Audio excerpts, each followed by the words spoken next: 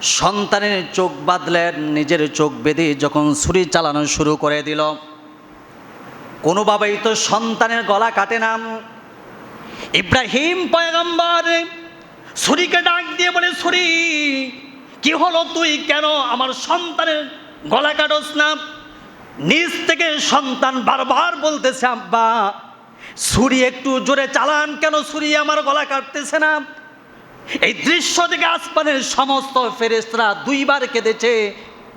একবার হলো ইব্রাহিম আলাইহিস সালাতু ওয়াস সালাম যখন সন্তানকে জবাই করার জন্য ছুরি চালাচ্ছে, আসমানের সমস্ত ফেরেশতারা সেদিন কেঁদেছিল।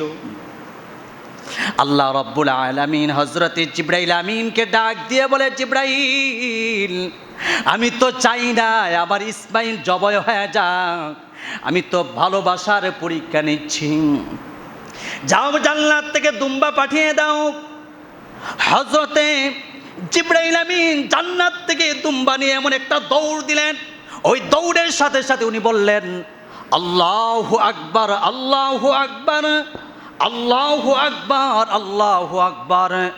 হযরতে জিবরাইল আমিনের কণ্ঠে কণ্ঠে মিলিয়ে সমস্ত আসমান জমিনের ফেরেশতাগুলো বলতেছে, আল্লাহু আকবার, আল্লাহু আকবার।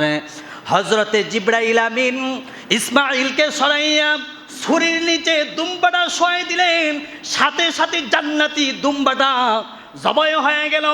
ফিঙ্কি দিয়া রক্তগুলো যখন ইব্রাহিম আলাইহিস সালাতু ওয়াস সালামের গায়ে লাগল, ইব্রাহিম পয়গম্বর চোখ থেকে পর্দাটা সরায়া তাকায়া দেখেন সন্তানের পরিবর্তে জান্নাতি দুম্বা কোরবান হয়ে গেল।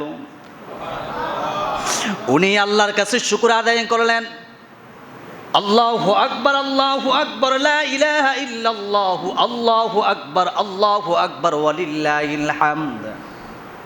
নিজ থেকে ইসমাঈল বলতেছে, লা ইলাহা ইল্লাল্লাহু, আল্লাহু আকবার, আল্লাহু আকবার, ওয়ালিল্লাহিল হামদ।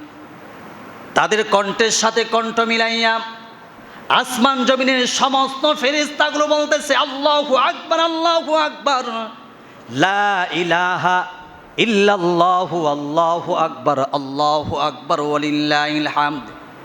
এই তিনজন মানুষের কণ্ঠে যখন তিনটি ধ্বনি বেরিয়ে আসলো, মুসলমান ভাইয়ার আমার, এই ধ্বনিটা আল্লাহ রব্বুল আলামিনের কাছে এত পছন্দনীয় হয়েছে।